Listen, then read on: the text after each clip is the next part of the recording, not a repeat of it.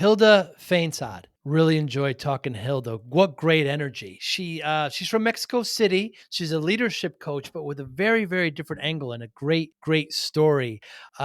She did the Camino walk in Spain. I know I've talked to a couple of people about that. It's a 130-kilometer walk in Spain. You do it over a series of 6 days, but it's very interesting how she arrived there and why she wanted to do it, how she became a leadership coach. It was 20 years ago, an incident with her daughter. It's very interesting. We talk a lot about getting stuck and saboteurs and how to break habits. Wealth of knowledge Hilda has. Such great energy. She has three kind of mantras that, oh boy, I might just take, by the way. The first one being joy, the second one being flow, and I'll let you listen to the third one. I think you'll be interested as to what that is when you listen to our conversation. Her take on discipline is an interesting one as well. I've never heard this take. Over 350 conversations, I've never heard this take on discipline. A really great conversation with Hilda. I really enjoyed it. Thanks for listening and watching. Hi, I'm Joey Pinz. People ask me, how did I lose 130 pounds? The quick answer is always discipline. I started my business, wasn't paying attention to my health, was eating too much, drinking too much sweets. My daughter was born. Next thing I know, I'm pre-diabetic, I have hypertension. I knew something had to change. Discipline. I, like many of you, have faced many challenges in your career, in your family, in your life, in your faith. How did you attack them? How did you approach them? How did you solve them, hopefully?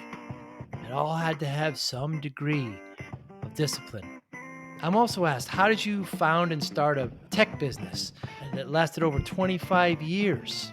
Discipline. I was committed to it, enjoyed technology, didn't enjoy some aspects of it, but knew it was necessary. Discipline.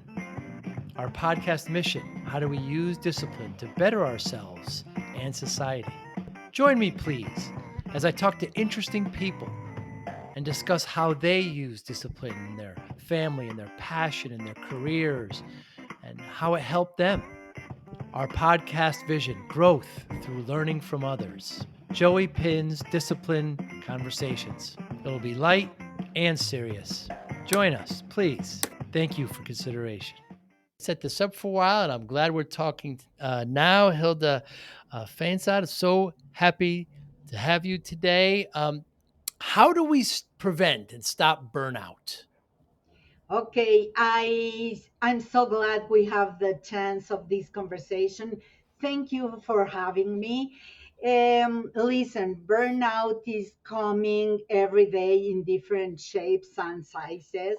Mm. We stress a lot because we began our morning by having this voice in our head, and it says a lot about what we have, the to-do list, what I did, what I didn't do, what I need to, my own demands, and changes, priorities that get in a different way during the day. So burnout is something that is going to happen when challenges in life will appear, and they appear a lot. You had this morning a headache and you have so many things to do, so you began to stress. Or Mm. you came into the office and you know perfectly what are you going to focus on, and suddenly a change of priorities or an emergency or something happened, burnout is coming to you. Mm. The thing here, Joe, is how we handle it. That's the whole difference, how we approach things in life. And we can begin our day with this anxiety and stress and frustration and being so crazy and busy and feeling that I don't control some stuff. We can begin and actually we naturally begin from that place. Or we can take a moment, and when I say a moment, is really a moment. It's not a 3 minutes, a 5 minutes, a 20 minutes practice of breathing. No, it's only to come back. in one deep breath, Hmm. to come back to the present and decide to explore. And this is the key, to explore how to handle the day. And when you begin to explore and play with the ideas and navigate in between options and finally decide something, you are not connected to your stress. You are connected to your possibilities. And that's a different way of facing challenges and stress and burnout in life. Hmm. But we don't stop. And we need to, for a moment. Stop? I don't have time to stop. So we need to pause. And how is burnout manifested? Is it purely stress? Is it I mean, when I get burned out, I just have to take a seat back and just, push everything aside and, kind of reset. But some people kind of get stuck in burnout for quite a while. Oh, yeah. And I do have clients that they came out from the hospital. Mm, That was tough because they had a crisis, a major one. They had burnout for so many times that they have, or a panic attack, or a heart attack, or too much stress. So we know when we wake up every morning, all those anemic states mm, comes with us. So suddenly we began in the morning like, gosh, I feel so rested this morning, so good. Or maybe it's like, oh gosh, I feel here in my chest the stress. Yeah, I do have a podcast today. I have a networking event. I do have a conference. I didn't finish my presentation. So mm, we know in the morning that we are sad or happy or stressed out or something, because anemic states comes with us when we begin our day. mm, So if we stop for a moment and realize, why am I so happy? Oh, okay, maybe it's because I'm going to do this and that I love it. Why I feel so anxious? Okay, yeah, the presentation is not finished as I want, so that's why. Why I feel sad today? Why I feel empty? mm, There's something in me. So we know the body has his own smart way of showing what happened. mm, So when smiling or feeling sad or putting our shoulders down or feeling our level of energy, we know something. There is some information, but we don't stop. We don't stop to find out, why am I feeling that way? I will share with you a story. I had like 4 years ago the Camino de Santiago in Spain. I decided to walk with a friend of mine for the next 6 days, 130 kilometers. And we began the morning happy, and we did 21 kilometers one day, 23 the other day. And I supposed to do the third day 23. And I woke up this morning and feel this anxiety that is very common mm, as an expression in my body. So I began with my own inner dialogue. I began like, okay, stress. You said, you always said that you are not getting stressed on vacations. So, good news, you are on vacations. What's going on here? And my first thought was, I need to cover 80 kilometers more. wow. And I realized that my pressure to be in the future had me in this state this morning. Hmm. So I began like, okay, what am I saying to those top executives when they are not in the present, worrying about the future and not here but neither there? What I said to my clients, and I said, okay, how many kilometers do you need to cover today? Hmm. Not in the whole journey, today.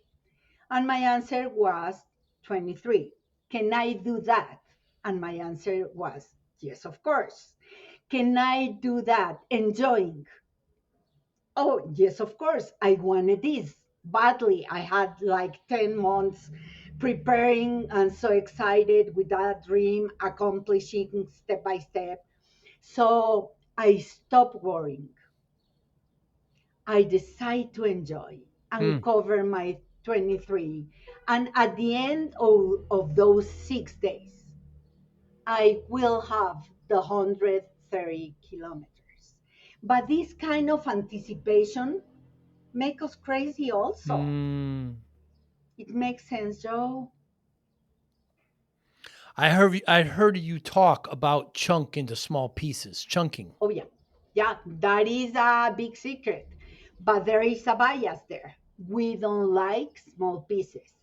We Hmm. don't like small, tiny steps. Hmm. We love to jump and jump high Hmm. because we work with ambitious men and women and they want to achieve bigger dreams and they want so big, big, big, big that suddenly in coaching they began to say, maybe it's too big.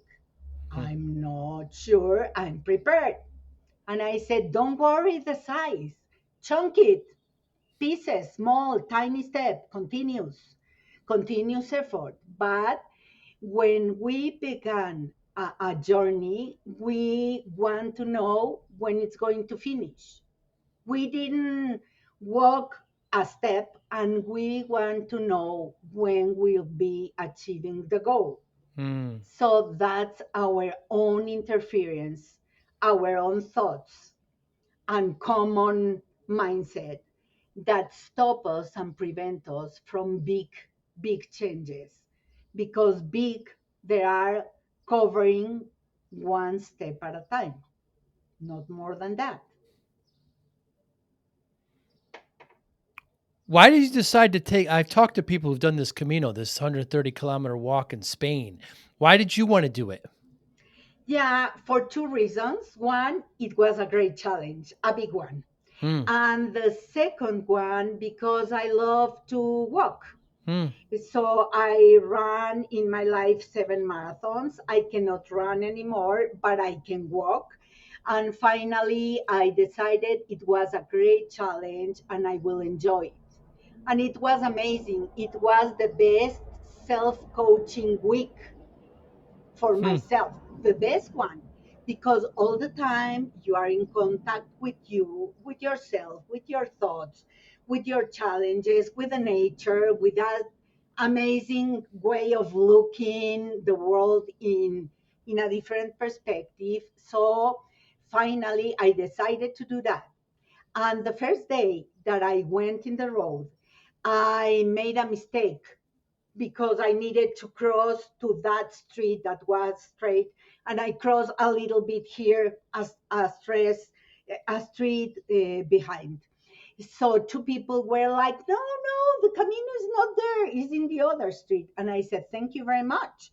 So I correct the journey, and suddenly I stopped with my friend and I said, "Listen, we cannot be without focus because Right. we are going to get lost."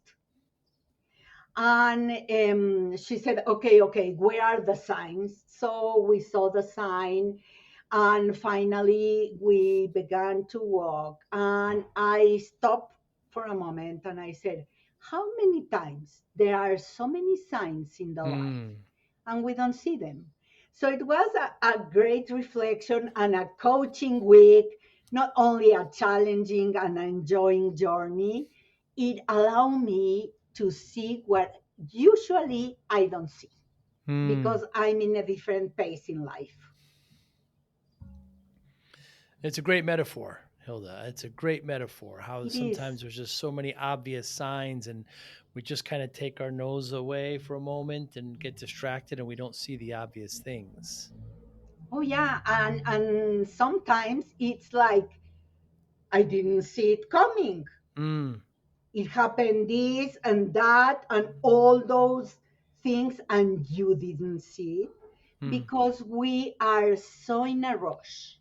We speed so much. A client said the other day he goes 100 miles per hour, and I said, always for everything in life? And he said, yes, always for everything. Wow.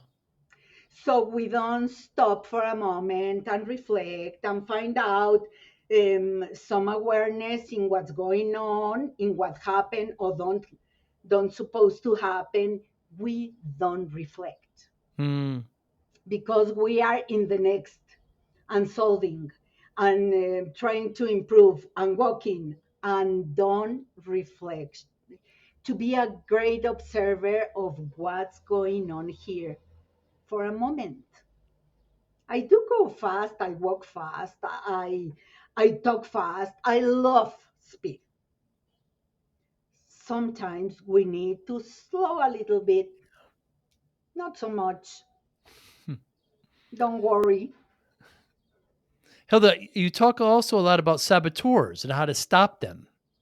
Oh yeah, I love the topic. Saboteurs allow me to understand that we grew up with some patterns and we don't realize we have them. We know we have this uncomfortable inner voice that we challenges began like, don't do that. You are crazy. This is too big. Who said you can do that? Hmm. Some of those voices came when I wrote the book in English because I'm from Mexico. I do speak Spanish, and I decided to go global and to write in English a book. And my inner voice was crazy. Like, who says that? You are Hmm. going to sound like a Mexican writing in English. That doesn't look professional. Who says you can? Why are you going to compete? Is not enough your Mexican market or your Spanish language market. So that inner voice is one of my saboteurs. And Hmm. one of it is a hyperachiever. I love to achieve. It gives me that adrenaline and gasoline to move and move fast in life, and I love it. Hmm. But I have, as you, as everyone that is listening now, we have this part of our brain, our survival brain, that doesn't like changes because the game is to survive, not to change, because we don't know what's in the end of those changes. Hmm. So the saboteurs allow us to understand that when we were kids in home, we decided, not consciously, we decided to have some answers to the environment that we live. And those decisions that are not conscious mind, those decisions are our patterns in life when we have 20 and 40 and 60 and plus.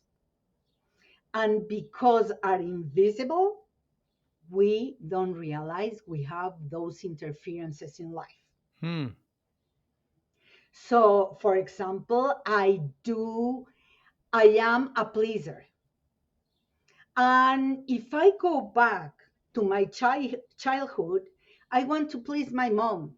And I want that my mom will know how additional, no, don't have additional concerns for me Hmm. because she was young, she needed to raise three kids. So I don't want to get into trouble.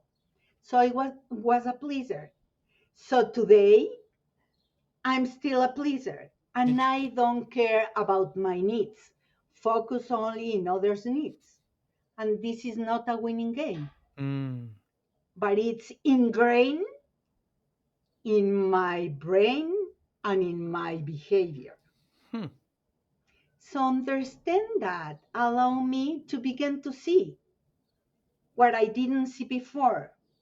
And when I recognize I'm pleasing others no matter what and against me, I stop and I said, okay, okay, this is my pleaser talking. Hmm. Maybe I need to stop my automatic yes because I immediately say yes. And after that, it's like, oh my goodness, I get into that and I didn't really want it. So, in the moment, I need to stop and to realize that's not the kind of game because it's frustrating. Hmm. After giving so much, I have nothing for me. So it's to be aware and to stop this behavior. Right. The pattern is not going to stop by itself because it's ingrained. There is a pathway. We need to stop it when we recognize it, and that helps. Hmm. And in challenges, it will appear more, but we need to stop it and say, not from the side of anxiety, frustration, being angry, being unsatisfied, not from that place. I can do better. So let's explore what I really want to do and how I want to do it. Hmm. So Make sense? oftentimes, I'm sorry. Make sense? Yes, certainly. So oftentimes the saboteurs aren't necessarily external, but yourself. I think it's what you're Yeah. saying as well. Aha. And that is a great strategy to put that outside my head Hmm. and to talk to my saboteur. It has a label. My perfectionist, it's Miss Perfect. So I talk with Miss Perfect.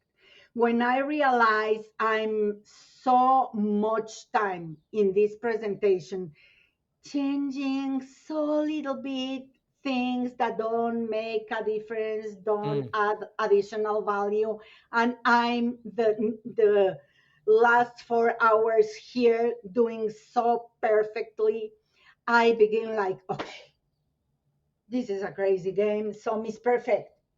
No, Mm. it's going to add value, yes or no? No, okay. So I want to explore what else can add value and stop this presentation that I swear is perfect. Mm. So we need to take them out of your head, stop them, have a conversation, and after that, going to explore. I love thinking about possibilities, but from a place of a consistent pattern, there are no possibilities. Should perfection be a goal? Well, my goal now, and I'm not sure if I'm answering your question, my goal, because I love to be perfect, so professional, that speaks louder about who I am. I love, but this is a crazy game. So my goal now is not everything 100% perfect. Mm. What is my 20? Okay, at home, there's nobody. I'm by myself. So if the lady comes and cleans once a week, and there's nobody that makes a mess in my house. So I don't need to take attention in everything that I don't use in the week. Mm. What do I use? My office, my bedroom, my bathroom, the kitchen. Okay, that needs to be as I like. Mm. The other, the living, the hall, the other bathroom, the other bedroom. I stopped caring about those. Mm. Nobody uses them, and they are quite perfect. So I don't need to clean. So perfectionist, to be high standard, not Mm. perfectionist. It's quite very important in life to deliver high standards in a company. It's quite well to ensure your job and contribution. But to do perfectly perfect that nothing will move around that, that's crazy. Mm. So perfectionist is getting too far with this high standard, and that maybe is a great distinction. Mm. It seems to me that the continual striving for perfection can only lead to burnout. Oh Just an yeah, observation. I can swear that. And I here have another story. I have this client that I needed to deliver a presentation in English, and I had everything ready because it was just the way he wanted. And in Canva, I did an amazing presentation, and I was reviewing before traveling 4 days before that to traveling to US. And I was perfecting everything I presented. And he said, okay, it looks very good. It makes sense. Okay, it's good for my team. Perfect. And I said, gosh, let me tell you that I'm studying something about saboteurs. I didn't need to open my mouth, but I Hmm. did. I speak out. And he said, saboteurs? Okay, tell me more because I think I have some of them. And I said, okay, we all have. And I began talking, and my client said, okay, I love it. Change what the content of the training sessions, change it, and bring the saboteurs into my leaders' conversation. Hmm. And Joe, I didn't stop for a moment and said, okay, that's ready, and it's already in English, and that's perfectly designed, and I'm going to travel in 4 days. So that is a crazy, crazy journey. Maybe I can offer you a webinar after that, and I will bring the topic, but I didn't do that.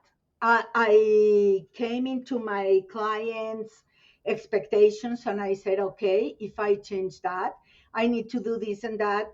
And he said, perfect. Okay, thank you. Bye bye. See you there. And I didn't realize I invest 16 hours to solve it Wow. and to make it as I like it. 16 hours. So I spent days and nights Hmm. being ready. And I didn't stop for a moment reflecting with my client out loud that is this is going to take me those hours and translating and putting and creating an ebook and all that stuff. I didn't stop. So I I play against myself, Hmm. and I could solve it in another manner, and I didn't because I had this um, pleasure in my immediate answer of yes, of course, I will do that, and it didn't work it Hmm. because it was too much pressure. Hmm. So that's why we need to understand that it's different high standards or achieving than hyper achieving. Hmm. It's good to be rational and to put some understanding. It's awful to be a hyper rational that only question the other person and don't commit with anything. Hmm. For a moment, you can feel awful, but to be a victim is an awful place to be because you have no resources. So, to have some of those components, saboteurs, to have some of the benefits of being that way, okay, I get it. To take them too far is against us. It's like they run the show, Hmm. and we are bigger than that. We are more than our thoughts. But if we want to change, it's because we stop for a moment trying to find some possibilities. Hmm. Let's talk about change. You have a great Instagram, uh, Hilda, and you have 5 ways to change a habit. You're not in control of your environment. You're trying too many too many. You're not committed, too focused on the outcome, kind of what we talked about, and you're not doing the chunk. You're assuming small changes don't add up. How did you arrive to these 5 ways? Because changing habits can be very tough for people. It's very tough. Building a habit is very tough because we love immediate answer, Hmm. and we love these shortcuts and quick fixes, and we have this in our head, this 21 days that somebody created as a rule of change. And Hmm. it's not, of course. I didn't work out in my life, and it took me 1 year, 1 year to invest in a gym, to go 3 times per week, and after that 4 times, to remove my barriers, to build up my physical condition, to be uncomfortable because it doesn't feel well when you move from your comfort zone. It took me 1 year, not 21 days, to finally change my life. And it changed me, it transformed me, but it takes a lot. You need to invest consistently until it's part of you. And Hmm. that was 1 year, and that was crazy. I wanted to throw the towel so many times, but I keep myself committed with remove whatever I needed to solve it. And now I do because I love it and I need it.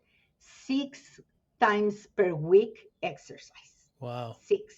And I hate it. So it's so difficult to create a habit and so awful to try to remove the wrong habits in your life.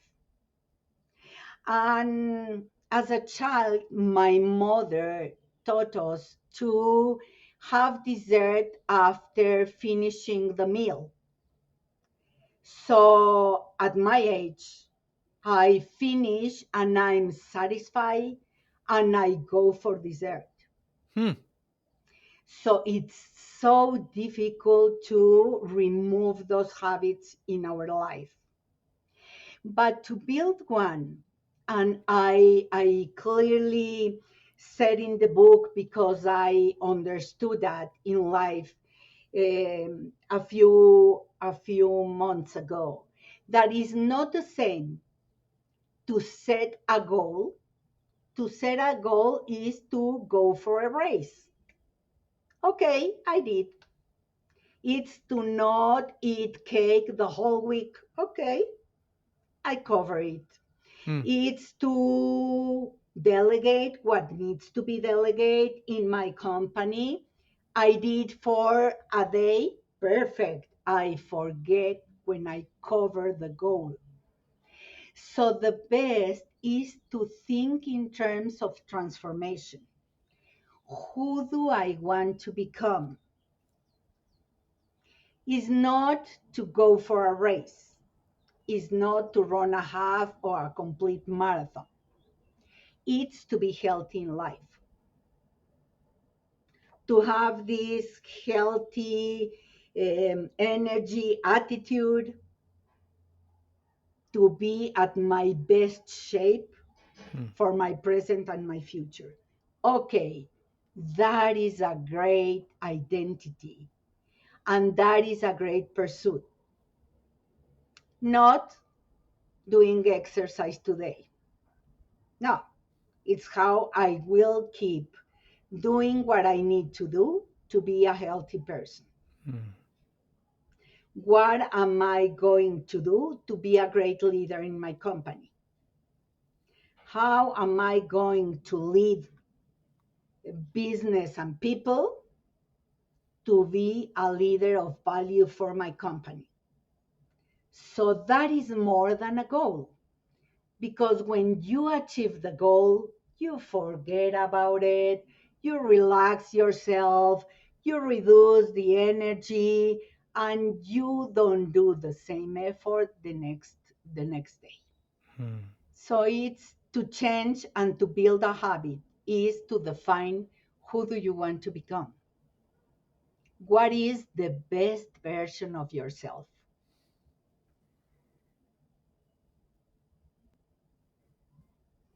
Your first point there about I have friends and occasionally myself, I find they get stuck because they're trying to control things that they can't control and getting frustrated about it. It's very easy to fall into that, but it should be just as easy to let it go because you can't control it. It's obvious. But we love control. We Yeah. love it. And COVID taught us that we don't control anything. You have Mm. like a business, a trip, a meeting, um, 10 things out of your house, and uh-uh, Hmm. the game was over. The way we played. So we actually don't control. But for the people that they love to control, they need to think about if I don't control it, because it depends of others decisions, others way of thinking business or life, others what I can do to be okay with myself. Hmm. For example, I wasn't happy because there were no gyms in COVID times. There were no gyms. So, and I cannot control that part. What can I do? Okay, I can go out because it wasn't prohibited in my country. I can go out for a walk. And if I see somebody, I can cross the street and I can walk 8, 7, 10 kilometers per day for my physical and mental health. That is in my control. Hmm. Okay, perfect. What can I control? Okay, because there's no gym. I resist to see Netflix the whole day. So that is my decision. Hmm. I cannot control some stuff, but I can control another one that is in my hands. So you don't put the responsibility outside. Is okay, what am I going to do with that? Hmm. Be in peace because I don't control it. Understand that is not my call and I cannot do anything. Or decide that I'm on a diet and remove the junk from my pantry. Hmm. What can I control? And if not, what can I do about it? Hmm. Because complain is not funny. No. It's not funny for anybody, not for me neither. Now, Hilda, you've been a leadership coach for more than 20 years. What brought you to that Yes. line of work? You are not going to believe that. I was in a swimming pool one holiday My daughter at that time was 18 years and or 19. She was traveling for a semester, changing countries. And I asked her, okay, it's going to be an amazing year for you. So tell me, what do you want to achieve in that year? Mm. It was a December. And she answered me. And because I was speaking with an adult, she turned to me and said, Mom, what do you want for the next year? And I said, Gosh, so glad you asked me. I will love to be a coach because I only train people as coaches, but I didn't train myself as a coach. And maybe that is a great step Mm. to increase my capabilities and to make a different kind of impact in people. And I finished my vacations, went back to my country, made some calls, and began my training. And that are 20 years Wow. ago and 10 certifications in coaching. And I love and I'm committed to witness transformation. Mm. Because when a client says, I cannot, I really, Hilda, I cannot do that. And in a moment, he finds some solutions and he can do what he couldn't before. Mm. That is so glad is priceless. It's rewarding. Yeah. Yeah, of course. So I love coaching, and I didn't know I was an author because I wasn't before. But in COVID times, I stopped all the projects because my clients were as crazy as everybody trying to figure out how to do business. So they stopped all the contracts, and I was so anxious. And I went for a walk and decided, okay, maybe it's the great moment to write a book because you said you don't do that because you don't have time. Mm. So now the thing that you have is plenty of time. Mm. And I wrote my first book 4 years ago in Spanish. And in December, I decided to follow up my career as an author, and I decided to write in English. So I do have these two passions of creating impact and transformation by a book, by a coaching process, by working with others' talents and capabilities. And gosh, I get paid because I use the money to deal with everyday life, but I could do that for free. Mm. Okay, don't say that again to nobody, but I can actually. Hilda, it's amazing how you really practice what you preach. I heard you say a story how you were working with this one professional. You just had met him and he was just down on himself and you just his posture was low and you just kind of told him to sit up a little bit and let's really approach this. And it's just these small changes just continually make a big difference. Yeah.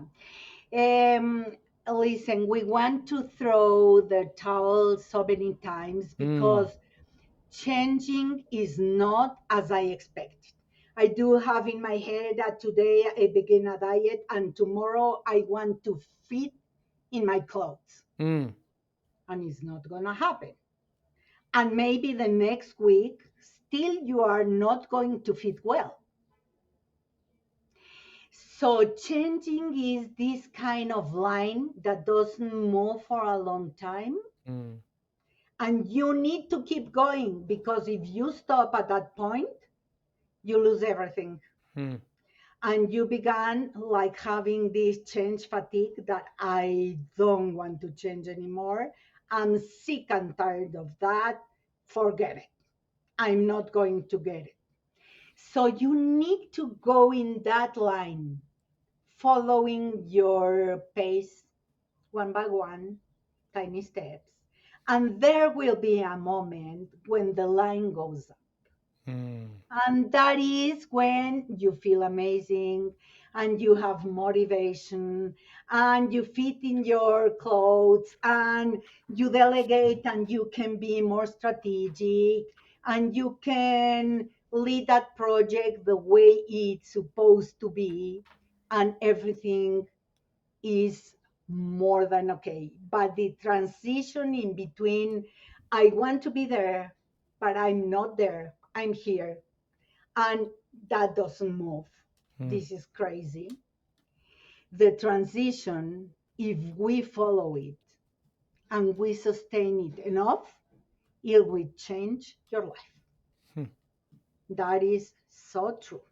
But you need to keep the pace, the commitment, forget about being so frustrated sometimes, tired of this, and keep a pace that you can follow. I had this client that she's from a different country living in the States. COVID came, and the mother-in-law traveled to live with them. So change everything. They had to work from home and don't be outside. And let's don't talk about exercise and meals, and everything was a mess. Wow. So when she began coaching, she wanted to take control back. And she said, okay, from tomorrow, 7 days a week, I will work out and zero carbs. And I said, stop Mm, a little mm, bit. mm. You are going to hold this for the next 3 days. And after that, it's too much. And the brain will prevent you from changing because it's betting that you are going to survive. So don't do that. Tell me, do you have something at home to make some exercise?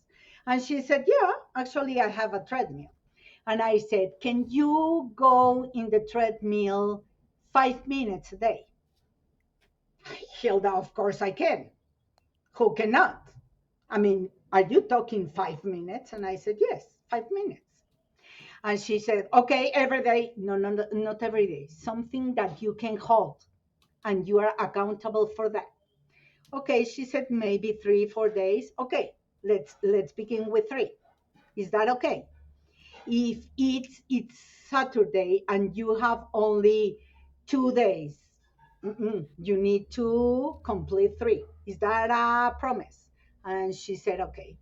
So what happened is amazing. She began like 5 minutes and think, okay, I'm still here. I'm with my sneakers and shorts. So let's go for a moment more. And the 5 minutes become 10. And after sometimes become 15. And she is now working out without noticing. That are small steps. Mm.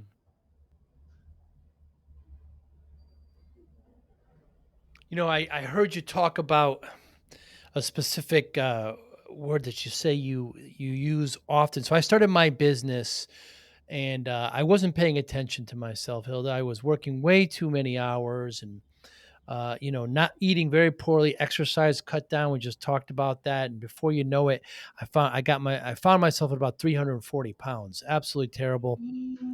And the doctor said to me, if I don't lose the weight, not going to see my daughter graduate. My daughter was just born. So I Oh spent my. the next 7 months. I lost about 130 pounds. I did it correctly. And you don't use it as a finish line, right? People oftentimes, when people lose weight, they look at it as a finishing line, they gain it all back. The idea it's a change, it's a permanent change, a lifestyle change, transformation. But people always ask me how, like there's some quick answer. Like you say, people want to make these huge jumps. They want quick, quick. And my one word answer is always discipline. That's how I did it. Discipline. Now, I've heard you actually say you consider yourself very disciplined. How does it play a role in your life, Hilda?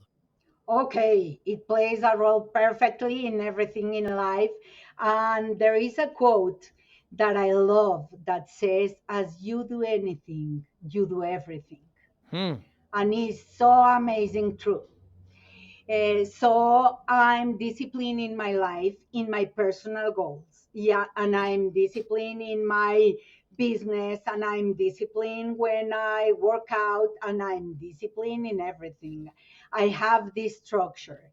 And people said, yeah, it's easy for you because you have the discipline in life, and that's why you accomplish. And I said, yeah, of course, I do have something that helps a lot. And I recognize and I value that. But if you don't have the discipline, you need to have other supports. For example, an accountability partner, a coach, or a mentor, whatever. When it's too big to do it by yourself, go for a nutritionist, as maybe you did, or go for a group of buddies that they have the same challenge, or have an accountability partner. When I began exercise, I had this friend that I decided to go for the training, for example, tomorrow. And when I woke up, I said, "Gosh, I don't want." And I committed, Hmm. so I will go. I don't want, I will go. So an accountability partner allows you to do that, to have this commitment towards your success and others, or a mentor that can support you. So when it's too big and you are serious in it, go for some help, and people will help you. And don't be with people that they won't support you. For example, as I love cakes and I'm often taking care of my income of calories, so I need a great strength and conviction and will, and not always I have it. Hmm. So I ask for help. When they come for family meals, I said, "Who is going to take the cake out? Who wants the cake?" Because if I have it home, I will eat it. Hmm. So who wants to take it? And for sports, I also do. I want to train for a marathon. Okay, who wants to do the same? And let's build a team to support each other. So get for help, because sometimes we don't measure or don't assess how much energy and will and commitment is going to take something. Hmm. And we sometimes we cannot hold ourselves committed to do that. So there is help outside. Go for a coach, and that coach will allow you to accomplish and support you to achieve results. And when something block you, will allow to reflect and remove what's stopping you. Because to reduce like 100 and something pounds, oh my goodness, there is a huge goal. So when you are hungry, you don't want to find chocolates and junk food in your pantry. You don't want, because you are going to eat. And maybe you want them, but you are not going out to the supermarket to buy some chocolates or whatever you wanted. So you stop. If you change your context, you stop. And when you are a diet, don't get with friends that will tell you, don't happen anything. Go for that burger. You are not going to miss too much. And they discourage your efforts. So don't go with them. Hmm.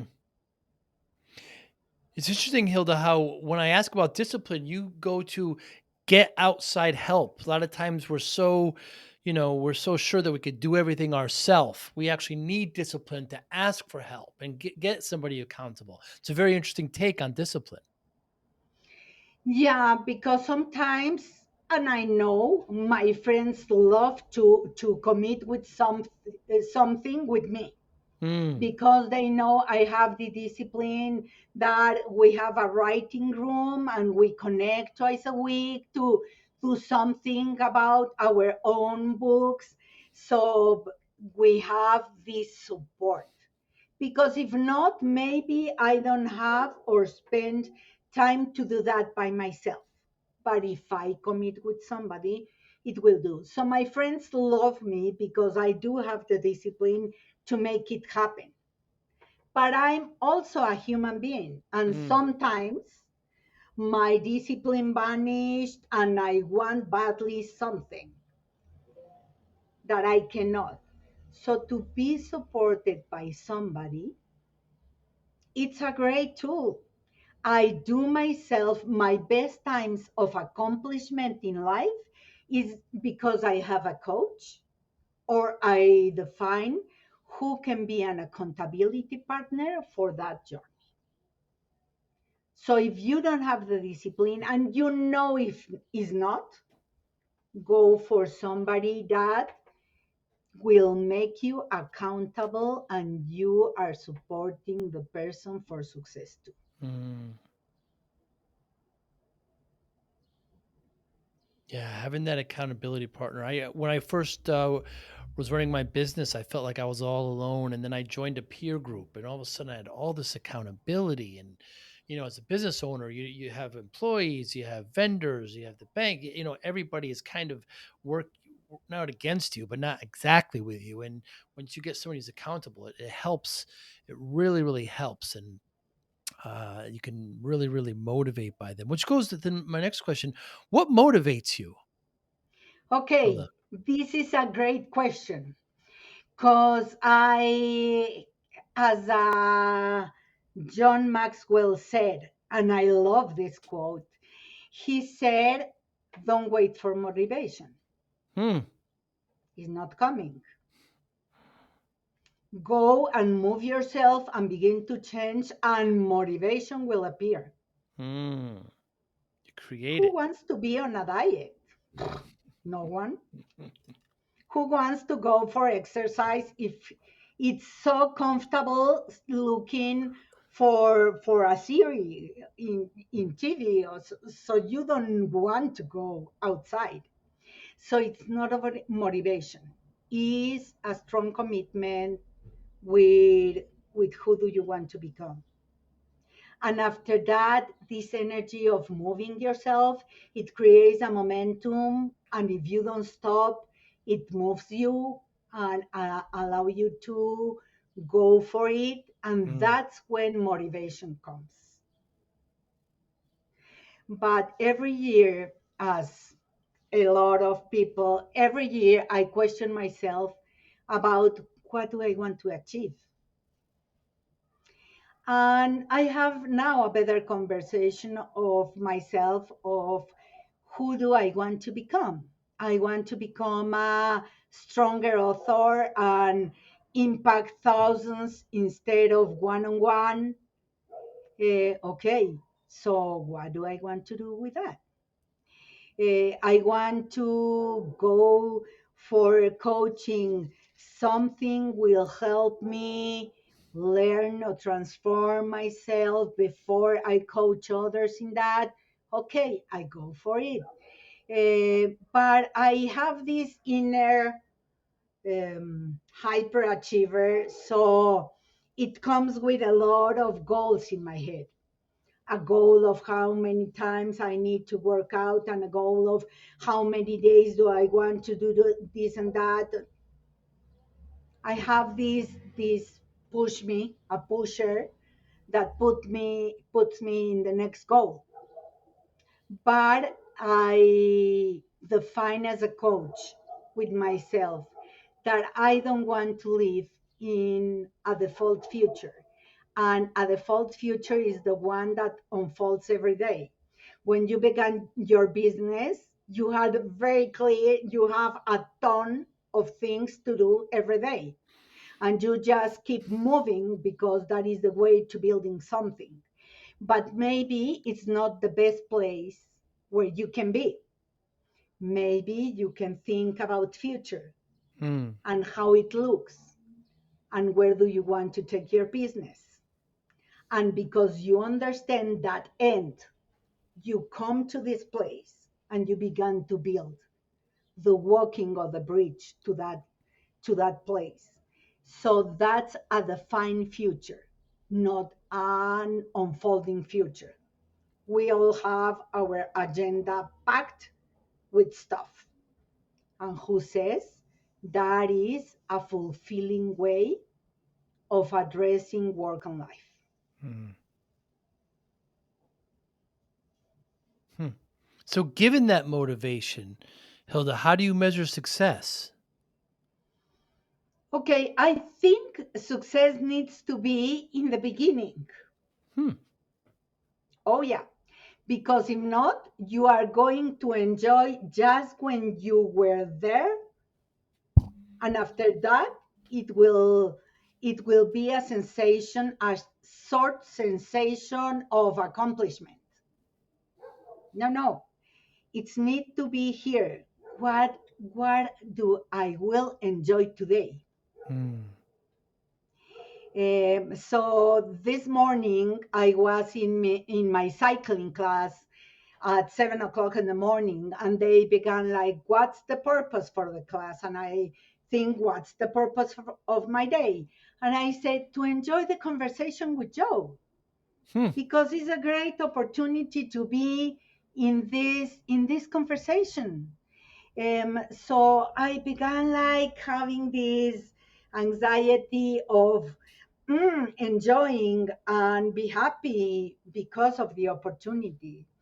And I put that as a mindset in my days. When I began writing the book, I have three main resources that I put as a frame in my mind. One was joy, Hmm. because this is not an obligation. I mean, I decided. So, enjoying the journey, be focused on what I want to say, how I want to tell the story. And the third part was to flow, to allow me to flow and go. And that way I can be in connection with myself and my thoughts and feelings and experiences and the experiences of other. So put everything there because I'm flowing. So every day before I have my hands in the keyboard, I began like my three resources: joy, flow, and focus. Hmm. And with only saying that out loud, it gives you a different structure in your mind. Mm. Your mind needs to have a task, a proper task, because if not, and there's a Harvard study that says that 47% of our day, our mind wanders. It goes, so need to bring it to the present moment. And again, we are in a meeting, and in a meeting, thinking about an appointment and a presentation and a call and the supermarket and the kids we are not present. So be present with three of my main possible mindset qualities was key. So joy is one of it. And I will enjoy the book every day, not only when the book will rank in a bestseller. Of course, I'm going to be crazy, but I will enjoy every day, because if not, it's only performance. And where do you live the balance and the happiness and the fulfilling life? Because they need to come together. Mm. And at the beginning, when you start your business, no, don't talk about balance. Don't talk about um, stopping burnout. You were at your 100 speed or more Mm. because there's too much to build, and you doing that and you want to accomplish, and it's a crazy game. Hmm. And after that, you need to recover yourself and to think in future, and where do you want to put your business there, and how are you going to enjoy this achieving and fulfilling and balancing everything to have a plenty life, because we are here to enjoy life and also to perform and to deliver results and to give value to the companies. Yes, everything. But happiness, you don't want to leave that to the end of the life. Mm. Not please. Yeah, that's very well said. Very well said, Hilda. You gotta. It makes me a little sad for those people who wait for happiness at the end of the life because nobody knows when that's going to happen. It makes me sad. No, and you don't know when it's going to be the end. And Yeah, how about never trying to be happy because it's too much pressure to achieve and deliver results, and the kid and the work and the life and the craziness? No, everything needs to be in this frame of also a happy life. right, right. Well, Hilda, it's an absolute pleasure. I'm so glad we set this up. I've been excited to talk to you for a while now. Thank you so much. Anybody listening, how can they get your book, Power Up? How can they get in touch with you? Yeah, thank you very much. Power Up, the executive roadmap to transforming life and business, is on Amazon. You can download as an ebook or buy the physical book.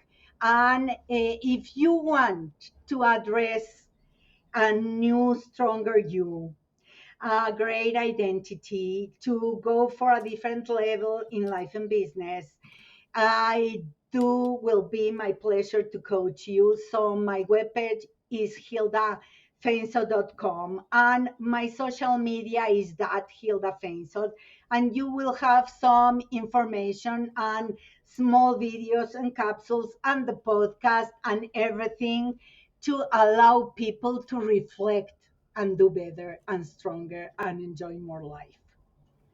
Absolutely. We'll make sure to put it in the show notes. Hilda, Hilda, and Fainsod is Fainsod. Hilda, thank you so much. Next time I'm in the Mexico City area, hopefully we can get together and perhaps have a cup of tea. I will love to do that. We have excellent wines in our I know you do. country too, Yes. and Yes. coffee. So I would love to meet you, and thank you very much for having me. I enjoy so much the conversation and the reflection that we build together, and I can keep the whole day talking and having this precious conversation. Okay, the next stuff it's waiting for us, but we are building our path to live with performance and happiness. So thank you for having me, Joe. Thank you. You be well. I hope to see you soon. See you soon. Thank you very much. Thank you for listening and or viewing Joey Pin's Discipline Conversations. Please share this episode with one or two of your friends who you think may benefit from the episode. Our website, www.joeypins.com. There you'll find lots of resources and you could join our mailing list. Please follow us on all our social media, Instagram, Twitter, and Facebook. Podcast information. The video version of our podcast is on YouTube. Please subscribe. Audio is on all major podcasting platforms. Please follow them. And if you like it, please consider giving 5-star rating. Would really appreciate that. Would you like to financially support the podcast? You can go to our Patreon site. Consider $5, $10, or $20 a month. There's all kind of plans that we have there. There's like a one-time payment. What is this podcast episode worth to you? $25, $50, $100, $500, $1,000, $5,000. You be the judge. You can go to our PayPal account to do that as well. Thank you again for listening or watching Joey Pin's Discipline Conversations.